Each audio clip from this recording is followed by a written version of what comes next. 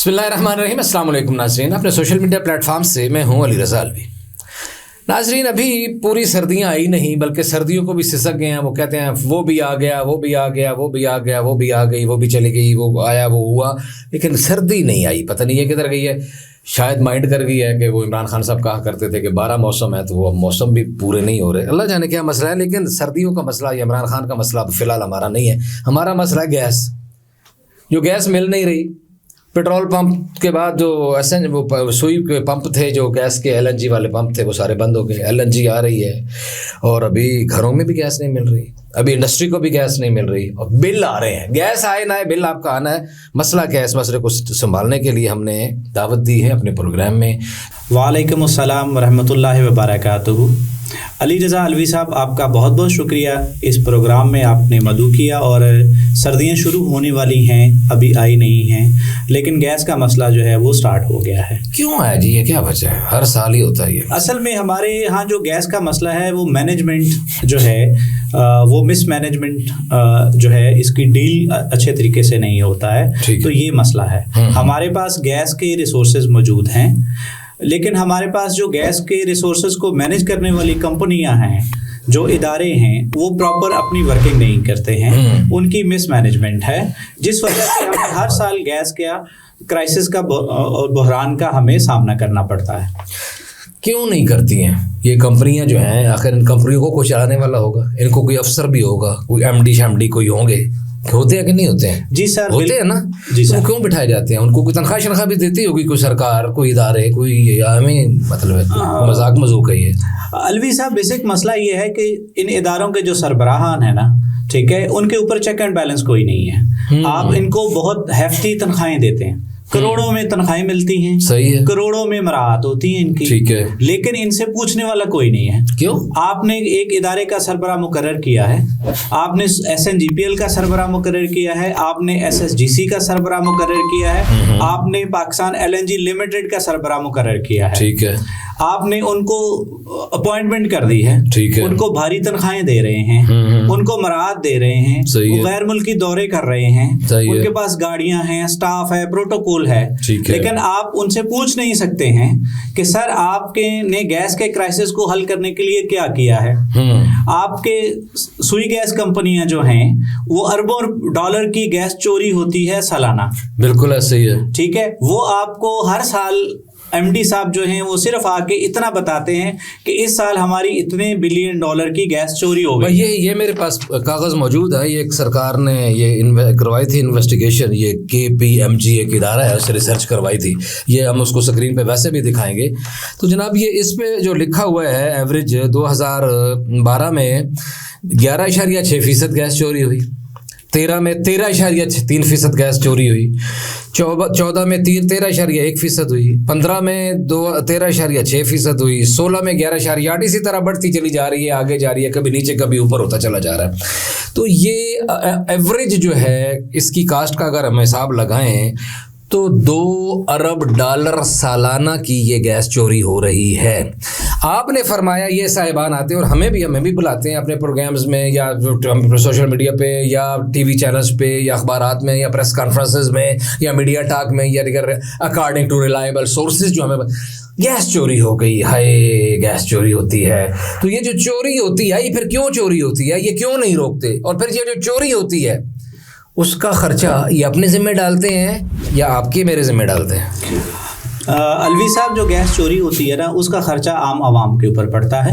ये जो गैस चोरी होती है, इसको UFG कहते हैं, अनअकाउंटेड फॉर गैस, ठीक है। इसको चोरी को रोकने के लिए कोई इकदामात तो नहीं किए जाते, लेकिन जो सुई कंपनियों के MD है, जिनको करोड़ों की सैलरीज दी जाती हैं, मराद दी जाती हैं, उनका सिर्फ एक काम है, वो हर साल हमें सिर्फ ये बताते हैं कि इस दफ़ा इतने जो बिलियन डॉलर की गैस चोरी हो गई है।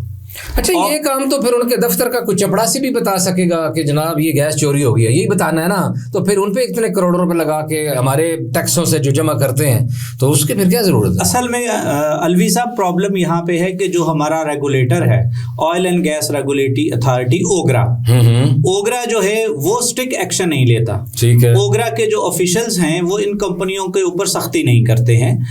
रेगुलेटर को ये चाहिए, ये कंपनियां जब गैस बेचती हैं, ये कंपनियां गैस खरीदती हैं, ट्रांसपोर्ट करती हैं और कस्टमर को बेचती हैं, उसके ऊपर अपना एक मुनाफा कमाती हैं। ठीक है, ठीक है। अगर ये गैस चोरी हो रही है और इनके ऑफिशियल उस चोरी को रोक नहीं सकते हैं, तो रेगुलेटर को ये चाहिए कि वो जो चोरी की हुई गैस है वो अवाम के ऊपर, जो जनरल पब्लिक है, उसके टैरिफ में शामिल ना करने दे, इनके मुनाफे में से काटे। क्यों नहीं करती ओगरा इस तरह अपना काम?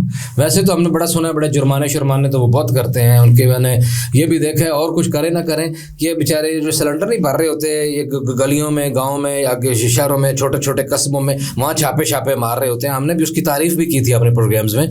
तो ये सिर्फ ये छोटे छोटे लोगों को पकड़ते हैं, बड़े बड़े मगरमच्छों को हाथ नहीं डालते। देखिए, बात ये है कि ये जो सुई कंपनियां हैं ये हर साल अपनी फाइनेंशियल्स जमा कराती हैं रेगुलेटर को, और रेगुलेटर इनका टैरिफ अप्रूव करता है।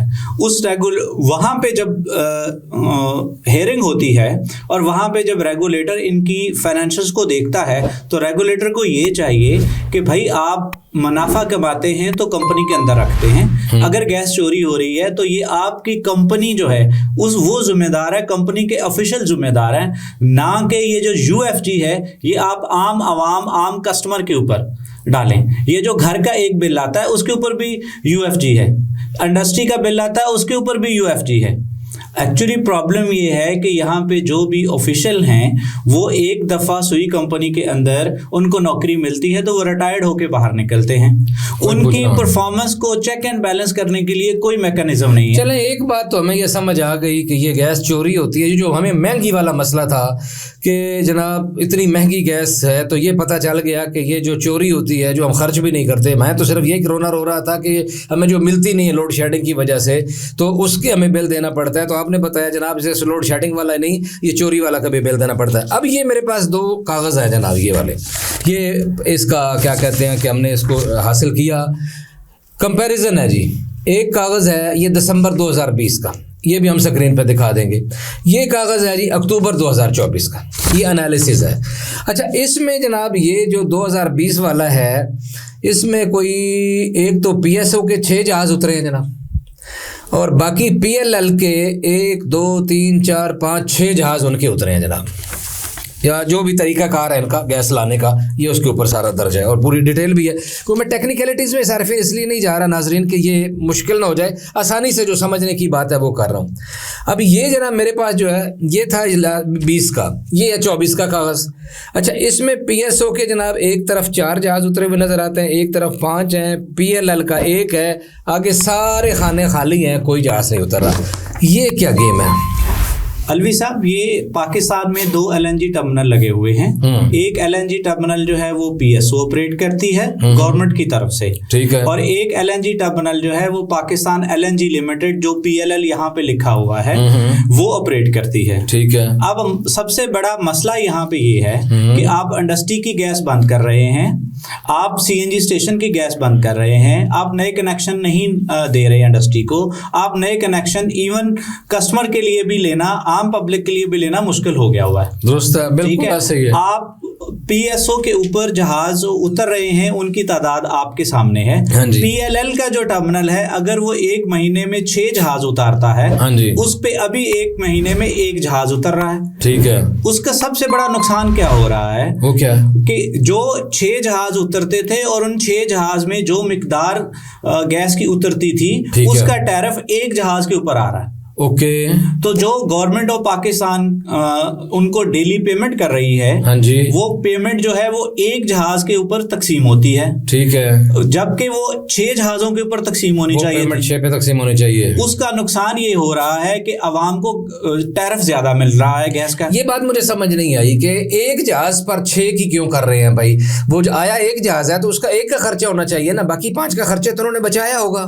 सर वो रेगुलेटर जो है वो कमजोर है यहाँ पे। अच्छा। रेगुलेटर को ये चाहिए कि वो कंपनी को ये कहे कि भाई अगर एक जहाज उतर रहा है तो आप एक जहाज की जो मिकदार के ऊपर जो गैस को रीगैसिफाई करने का खर्चा है वो आप इस पे डालें। ठीक है। रेगुलेटर वो कंपनी जब गैस उतारती है, ठीक है, तो वो उसके ऊपर एक सर्टन मुनाफा लेती है। ठीक है। वो मुनाफा भी यहाँ लिखा हुआ है। सही है। अगर वो गैस उतारने में नाकाम हो जाती है, जी जी ठीक है, तो उसका नुकसान सार्फिन के ऊपर आता है, उसका नुकसान उस कंपनी के ऊपर नहीं आता। फिर वो हमें पड़ गया। अच्छा, हमें इशारा, जनरल पब्लिक हमें इशारा कर रहे हैं कि टाइम खत्म हो गया है, लेकिन मैं आखिरी सवाल, ये जो जहाँ से बात शुरू हुई थी भाईजान, ये आपकी मोटी मोटी जो साइंसी बातें हैं ना, आदाद शुमार वाली, वो तो हर बंदे को समझ आने वाली नहीं। मुझे ये बताएं, इन सर्दियों में गैस मिलेगी कि नहीं? गर्म पानी से नहाएंगे कि ठंडे से नहाना पड़ेगा? घर बड़े खूबसूरत खूबसूरत लोगों ने बनवाए हुए हैं, आप वहाँ कोयले जलाएं, लकड़ियाँ जलाएं, या गैस भी मिल जाएगी?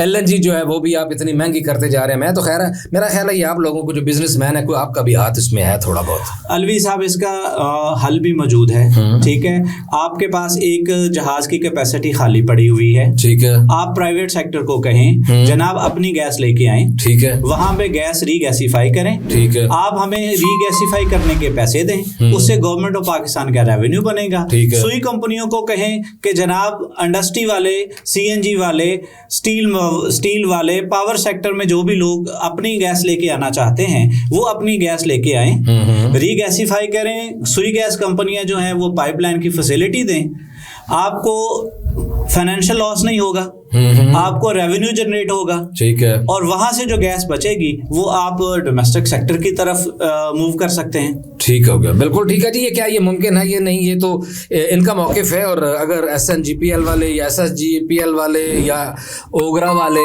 या ये जनाब PLL वाले जो भी ये हैं, इनमें से कोई बंदा अपना मौकिफ देना चाहे तो ये सोशल मीडिया पे ये देखें, आप हमें इनबॉक्स करके हमसे रब्ता कर सकते हैं। हमारे फोरम आपके मौकिफ के लिए भी हाजिर है, लेकिन मेहरबानी करो ये लोगों के लिए जीना आसान बना दो। ये हमें यही वायरल इंप्रेशन है कि आप लोगों ने हमारी ज़िंदगी बहुत जहन्नुम बनाई हुई है। खुदा का वास्ता है, ज़िंदगी लोगों के लिए आसान करें। और हम फिर भी इस मौजू पे, बड़ा मुश्किल मौजू है, बड़ा टेक्निकल मौजू है, टेक्निकलिटी से बचते हुए लोगों को समझाने के लिए हम इस मौजू पे अब सिलसिलावार मुसलसल गुफ्तगू करेंगे। मियाँ फरहान साहब, हम आपको आइंदा भी तकलीफ़ देंगे, क्या आप लोगों के सामने मेरे साथ वादा करेंगे कि आप आया करेंगे? जी बिल्कुल, जो है लोगों के सामने ये वादा करते हैं कि हम लोगों के मसाइल को हल करने के लिए, लोगों की आसानी के लिए और पाकिस्तान की तरक्की के लिए बिल्कुल हाज़िर हैं। मेरा तो ये ईमान है कि इंडस्ट्री चलेगी तो आपके मुल्क में खुशहाली आएगी, इंडस्ट्री चलेगी रोज़गार मिलेगा, इंडस्ट्री चलेगी लोगों के पास पैसा आएगा। बहुत शुक्रिया मियाँ फरहान साहब, एक एनर्जी सेक्टर के मुमताज़ बिजनेसमैन, मुमताज़ कारोबारी शख्सियत। तो इंशाल्लाह ये सिलसिला गुफ्तगू जारी रहेगा, आपकी बड़ी नवाज़ है। नाज़रीन, अगर अभी तक आपने हमारा चैनल सब्सक्राइब नहीं किया, लाइक नहीं किया, फॉलो नहीं किया, तो आपसे इल्तिमास है कि इसको सब्सक्राइब करें, लाइक करें, फॉलो करें, ताकि आपसे हमारा रब्ता बना रहे। हम इसको एक आम वीलॉग के अंदाज में या एक आम सिर्फ यूट्यूब के एक जो स्पेसिफिक आप चीज़ देखते हैं उनसे हट के चला रहे हैं, इसलिए इस पे आपको हर तरह की चीज़ मिलती है। आपको एनर्जी की भी बात मिलती है, सियासत की भी मिलती है, मज़हब की भी मिलती है, म्यूज़िक की भी मिलती है, कल्चर की भी मिलती है। तो अगर आप चाहते हैं कि आपको मुश्तरका फ्लेवर मिलता रहे तो इसको सब्सक्राइब कीजिए और बेल आइकन ऑन कीजिए। अली रज़ा को इजाज़त दीजिए। अल्लाह निगहबान।